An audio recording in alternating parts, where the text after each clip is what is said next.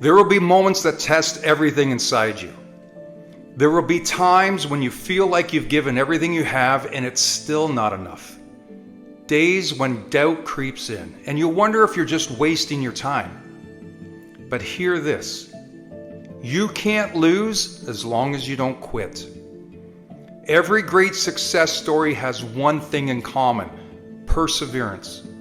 The people who make it, who reach the top, who turn their dreams into reality aren't the ones who've never failed, they're the ones who refuse to stay down. How many people give up just before the breakthrough? How many quit when the results don't come fast enough? How many let their temporary failure define them permanently? The difference between those who win and those who don't isn't talent. It isn't luck, and it's not resources. It's the decision to keep going when most people stop. And maybe you've been working on something for months, even years, and you feel like you're running in circles. Maybe you faced rejection so many times that you're starting to believe the world is telling you to quit. Maybe you're exhausted from fighting battles no one else sees. But quitting only guarantees one thing: you never win. If you keep going, there's still a chance. If you refuse to stop, you keep the door open. And if you push forward even when it hurts, even when it feels impossible, you give yourself the opportunity to rise. And that's the difference. Successful people weren't handed their victories, they earned them. They struggled, they failed, they doubted themselves, but they never quit. The marathon runner doesn't win because the race was easy, they win because they kept running. The entrepreneur doesn't succeed because they never failed, they succeeded because they failed, learned, adapted, and kept moving. The artist doesn't create a masterpiece because inspiration never ran dry. They create because they painted when no one was looking, when the self-doubt was loud, when they thought about giving up, but didn't. You will have moments where you feel like giving up. That's normal. You will have moments where quitting seems like the logical choice. That's expected. But the ones who keep going are the ones who rewrite their story. So whatever you're facing right now, whether it's a goal that feels out of reach, a dream that seems impossible, or a battle that's wearing you down, don't quit. Take a break if you must. Step back, reassess, breathe, but then get back in the fight. Because as long as you don't quit, you haven't lost. And that means victory is still yours to claim. Your breakthrough is waiting. And when you finally reach it, you'll look back and realize every step, every struggle, every moment you wanted to quit but didn't, it was all worth it.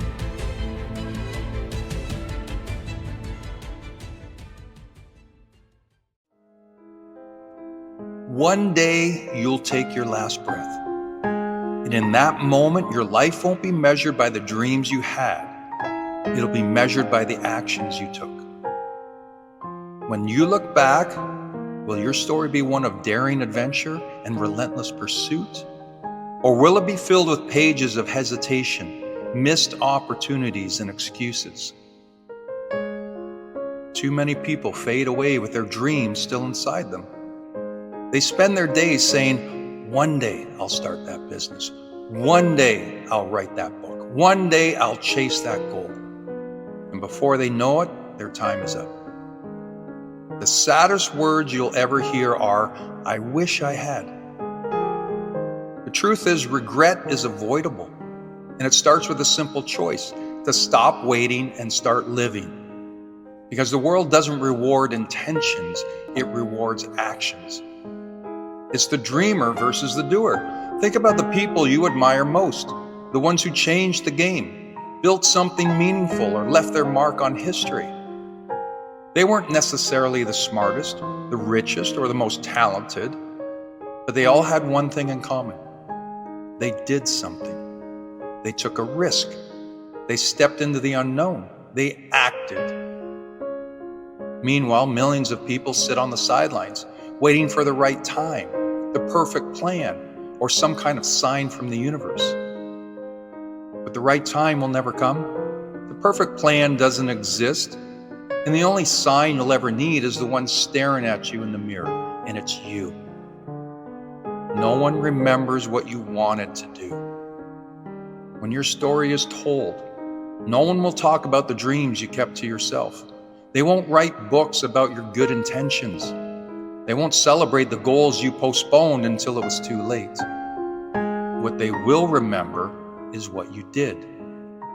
They'll remember the risks you took, the lives you touched, the way you showed up for your dreams, even when it was hard, even when you were afraid, even when no one believed in you. Because in the end, that's all that matters. Start writing your story. Make it a story worth reading. If today was the last page of your book, would you be proud of the story? Or would you wish you had more time to write a different ending? The good news is you're still here. You still have an opportunity to write your ending. Your next chapter is unwritten, and what you do from this moment forward is entirely up to you. Don't wait. Don't overthink. Don't let fear keep you in a life that feels too small for your dreams. Take the trip, start the project, make the call, take the leap. Because when you look back, you want your story to be about what you did, not what you always wanted to do.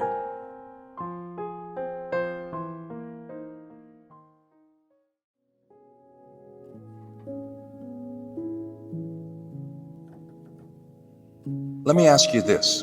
Would you ever look at your best friend on their worst day and say, "You're not good enough. You'll never get through this.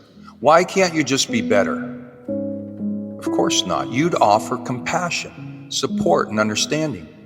You'd remind them that they're human, that life is tough sometimes, and that they're doing the best they can. And yet, how often do we say those very things to ourselves? How often do we beat ourselves up, criticize every misstep, and hold ourselves to an impossible standard of perfection? Most of us are far harsher on ourselves than we'd ever be to someone we care about. And we forget that we, too, deserve kindness. We, too, deserve understanding. And when life feels heavy, when we fall short, or when we're struggling to see the light, what we don't need is another voice tearing us down, especially not our own. Self-compassion isn't weakness. It's not an excuse to avoid growth or responsibility. It's a lifeline. It's the grace you offer yourself to keep moving forward when everything inside you wants to give up. Because the reality is, life will challenge you. You will fail. You will fall. You will have days where you don't recognize the person in the mirror, and that's okay. Being human is messy. It's filled with setbacks, doubts, and mistakes. But you are not your failures. You are not your lowest moments. You're a work in progress, just like everyone else. When you stumble, speak to yourself as you would someone you love. Replace the harshness with kindness. When you hear that voice saying, "I'm not enough," answer back with, "I'm doing my best, and that's enough for today." When you feel like you're falling apart, remind yourself, "I'm allowed to struggle. I'm allowed to feel. I'll get through this." Because you will get through this. The path forward starts with treating yourself like someone worth rooting for, because you are. A plant doesn't grow when you shout at it to hurry up. It grows with care, with water, with sunlight, and you're no different. You can't berate yourself into progress. You can't criticize your way to confidence, but you can nurture yourself. You can offer patience, encouragement, and love, and that's how we grow. And listen, showing yourself kindness doesn't mean you'll never face hard truths. It means you'll face them with a sense of understanding rather than judgment. It means you'll allow yourself the space to make mistakes, to learn, and to try again. It's time you stop being your own worst critic. Stop holding yourself to standards you'd never place on someone else. Show yourself the grace you so easily give to others. Be the friend to yourself that you've always needed. Because when you change the way you speak to yourself, you change everything. You create room to breathe, to grow, and to find peace, even in the struggle. And that's when you'll discover something incredible. When you're kind to yourself, you don't just survive the tough times, you rise above them. So be kind, be patient, and remember, you're worthy of the same love you so freely give to the world.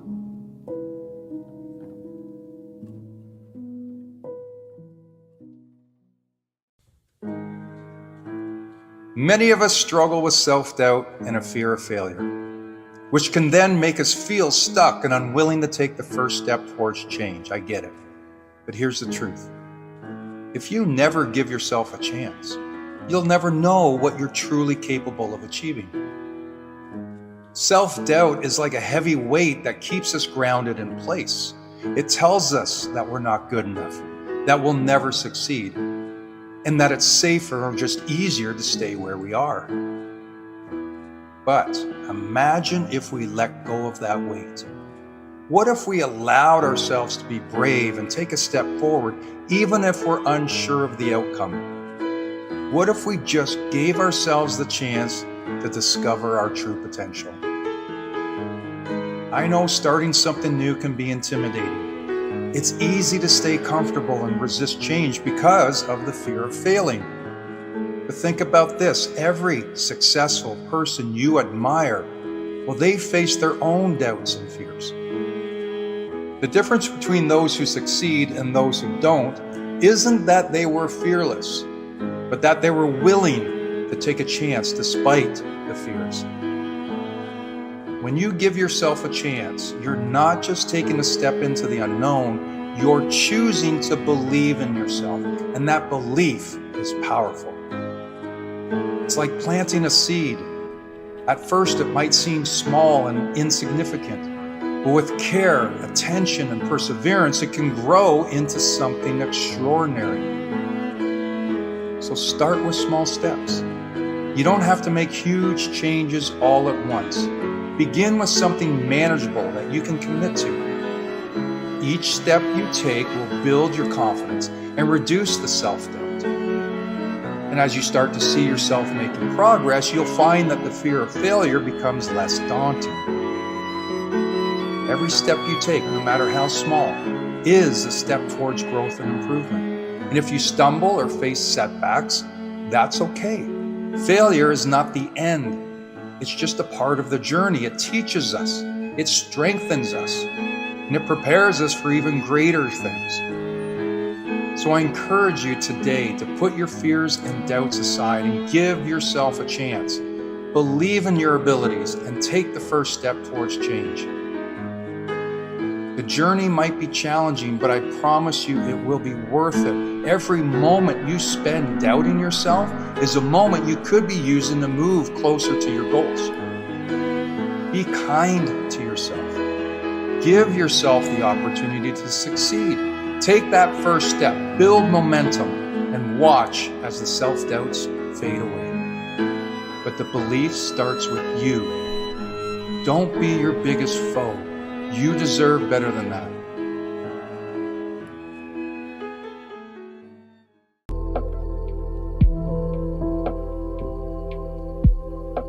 Are you spending your time or are you investing your time?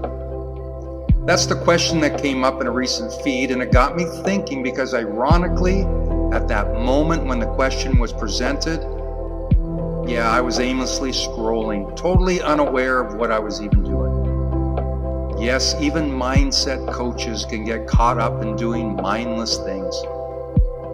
There's an interesting stat that says people only use their conscious mind 5% of the time, which means that 95% of our daily activity is subconscious. Now, I've been aware of this stat for quite a while, and I even use it in my coaching and presentations, yet here I was, subconsciously spending time on mindless activities. So maybe it was a divine intervention, because when that question came up, it activated my conscious mind. It got me to thinking. If we see time as a commodity, there's a limited supply. We're obviously here for a finite period. Eventually, time will run out for all of us. So how we use that time suddenly becomes valuable. In the financial world, the wealthy understand this concept. By spending, I may get an immediate return, but the real wealth is created when they invest. The investment may not pay dividends right away, but with time, they'll be richer in the long run. When we spend our time, that time is gone. Sure, there might be some enjoyment in the moment, but there's no long-term return. However, if I invest my time, then for sure there'll be a return because I've used my time to bring about something greater. Let me give you some examples of subtle changes that you can make that'll transform spending your time into investing your time. We all enjoy watching a good movie. So how about instead of the mindless action flicks, we make a switch to a documentary, something that will empower the mind. One of my favorite things to do is watch sports documentaries. After all, they combine two of my favorite things, sports and the human struggle to overcome adversity. In almost every one I watch, what's highlighted is the athlete's mindset to achieve the greatness. Next, instead of that reality TV show you've been glued to, how about you spend that hour reading about history or biography? There are some great books out there, but I bet you haven't put in the effort. Here's a stat that blows my mind.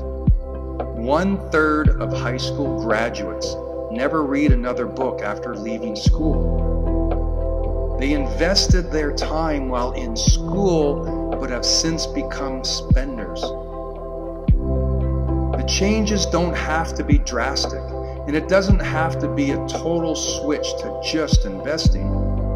I'll admit, there are some benefits to spending, like the immediate gratification, but the investing is where the real power lies. In Joe Rogan's podcast, he says to be productive, pretend there's a documentary crew following you around. If there were cameras on you 24/7, how would your days change? My guess is that a lot of you spenders will turn into investors.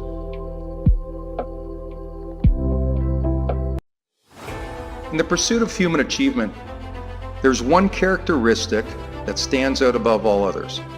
One simple factor that ultimately determines success or failure. See, in your moments of despair, it's your commitment, your determination, and your overall persistence that will determine your fate. It's your unwavering resolve to keep pushing forward even when the path ahead seems shrouded in darkness. It's your refusal to surrender to the whispers of doubt and the screams of adversity. Persistence is the guiding light through the storm, illuminating the path to greatness. Look around you. You'll see countless examples of individuals who embody the essence of persistence in their pursuit of excellence. Take the story of J.K. Rowling, for instance. Before the world knew her as the mastermind behind the Harry Potter series, she faced rejection after rejection from publishers who couldn't see the magic in her words. But did she give up? Did she let the weight of disappointment crush her dreams? Absolutely not. Rowling persisted, fueled by her unwavering belief in the power of her story. And in the end, her perseverance paid off, propelling her to literary stardom and inspiring millions of readers around the globe. Or consider the many journeys of Elon Musk, whose name has become synonymous with innovation and ambition. From the early days of PayPal to the groundbreaking advancements of SpaceX and Tesla, Musk has faced more than his fair share of setbacks and skeptics. Yet through it all, He's remained undeterred in his pursuit of revolutionizing the way we live and explore the cosmos. His secret? A relentless commitment to pushing the boundaries of what's possible, even in the face of seemingly insurmountable odds. But let's not confine our exploration of persistence to the realms of celebrity and fame. Every day, ordinary people around the world are writing their own stories of triumph over adversity. They're the single parents working multiple jobs to provide a better future for their children. They're the aspiring entrepreneurs pouring their blood, sweat, and tears into their passion projects, refusing to let failure define them. They're the students burning the midnight oil in pursuit of their dreams, knowing that success is not guaranteed, but earned. Hey, I know, it's easy to succumb to the allure of retreat when the road ahead seems daunting. It's tempting to fall back into our comfort zones when faced with the specter of constant resistance or potential failure. But let me tell you, greatness is not reserved for the faint of heart. It's not handed out on a silver platter to those who are content to settle for the status quo.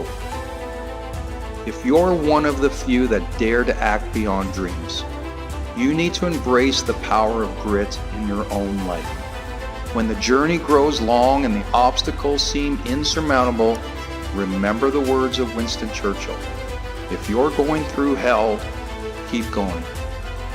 And when you reach that mountaintop of success, you'll look back on your journey with pride, knowing that it was your relentless determination that carried you through the darkest nights and brought you into the light of victory. Let nothing stand in the way of your dreams. It's not the most talented or the most educated who achieve greatness. It's those who refuse to quit, no matter what. Sometimes when you lose, you actually win. How can two seemingly opposite results occur from a single event? After all, no one likes to lose. Of course, we don't go into competitions or business with the purpose of losing. In fact, I'd say that losing sucks. And prolonged losing hurts way more than just taking the single L.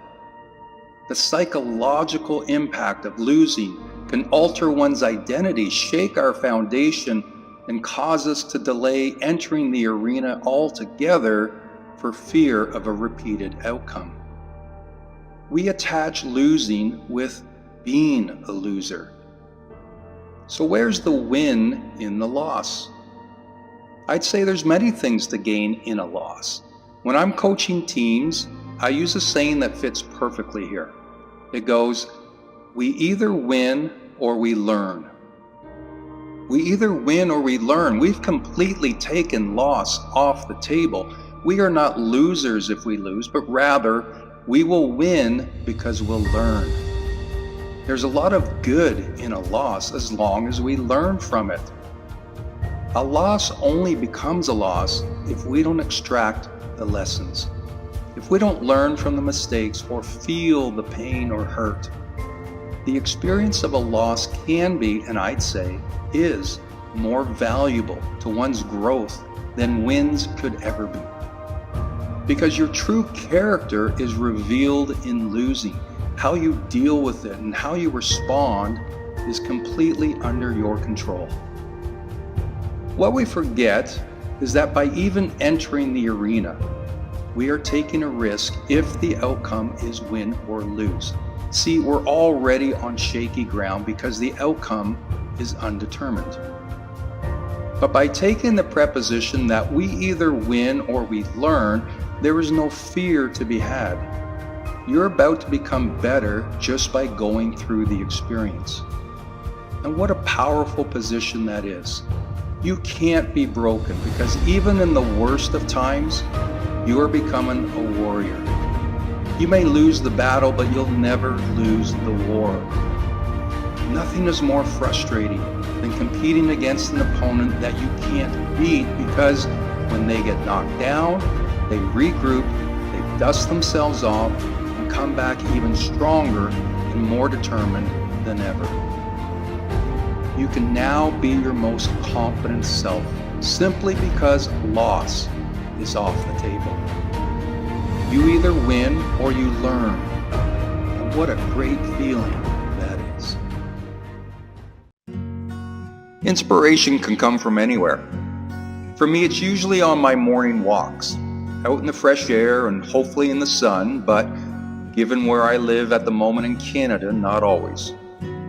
I say inspiration and not motivation, because I feel that inspiration is longer lasting.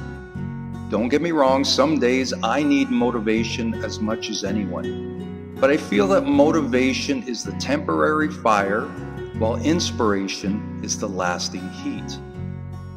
Today I'm inspired to talk about change. For the longest time, one of my favorite quotes was, "Things don't change, people do." And when I was younger, I fully believed in its message, that we are responsible to grow or adapt in order to overcome any difficulties. But now, being a little older, I'm thinking that this quote is only half right. Yes, people change, and we need to change. If we want our circumstances to improve, it begins internally. It's understanding that we have the capabilities of adjusting our sails, of redirecting our focus and energies, and morphing into a better version of ourselves. That half of the quote is right. But now I also feel that things do change. Our world is constantly evolving, and if we remain still, we'll be left behind. Every difficult situation, every bad relationship, all of these things are temporary. Such is the famous line, "This too shall pass." So I'm going to change that quote, and here it is. Things do change. People must change. But hey, change is hard. It's uncomfortable. Humans don't like to be uncomfortable. We prefer to hang on to things we know or experiences that make us feel good. But what if what we're hanging on to is actually what's holding us back? I recall the story of how elephants are tamed. You see, from the time they're born in captivity, the trainers would shackle the elephant with a chain, thereby grounding the baby elephant and limiting their ability to roam. This pattern is repeated every day. So the elephant grows up learning that this chain is a constant restraint. However, as the elephant grows and becomes much stronger, it could easily snap the chain if it wanted to. But in its mind, it doesn't have the capability. All it knows is what it's experienced. So I'll ask you now and get you to reflect. What chains are still holding you back? What past experiences are still affecting you today? Because I'll say presumptively that you are no longer the baby elephant in your story. You are the older, stronger, and wiser version that can break those chains. But in order to do that, we must first make change in our minds and believe in our strengths. Things do change. People must change. Our time here is finite. Has that sunk in yet? I know as humans we don't want to think about it or our final breath will be, but for a moment let me remind you that our existence is not permanent. The virtual hourglass of our lives is running. Okay, so now that I've got you thinking about this, what will be different? How will your life change starting now? For many of us, this is an uncomfortable discussion, and I get that. It's grim to think that there's an end to this journey. After all, we're so busy just making it through the day. Who has time to think long term? Well, I want to share a story with you that affected me greatly this week. I have a friend on Facebook, but in fact, we were classmates a long time ago, and thankfully Facebook is a great method to keep in touch with old friends. No matter where we are in the world, we can log in and see what's happening, the good or the bad. Now, my friend's had many health issues in her life.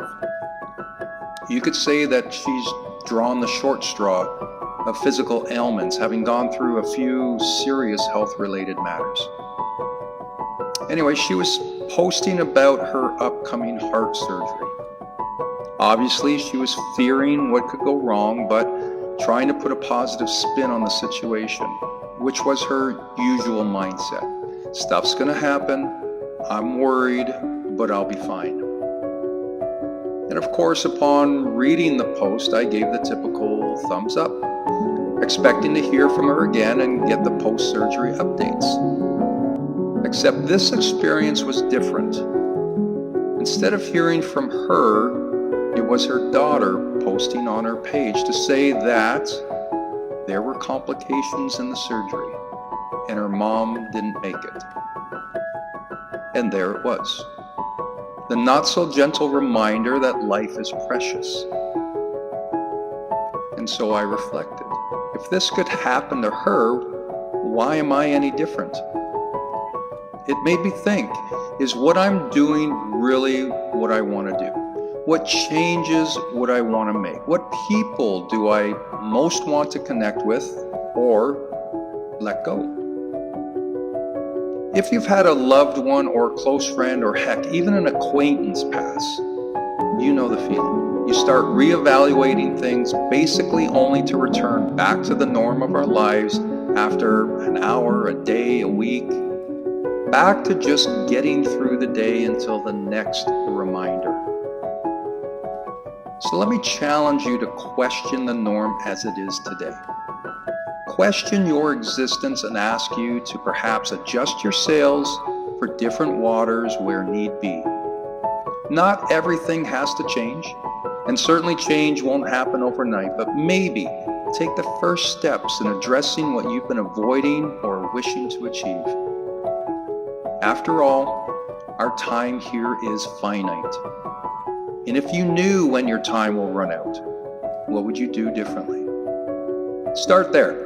Start with the glaring understanding that we best make the most of our time before our sons and daughters are posting on our behalf on Facebook that, due to complications, our friends won't be hearing from us directly anymore.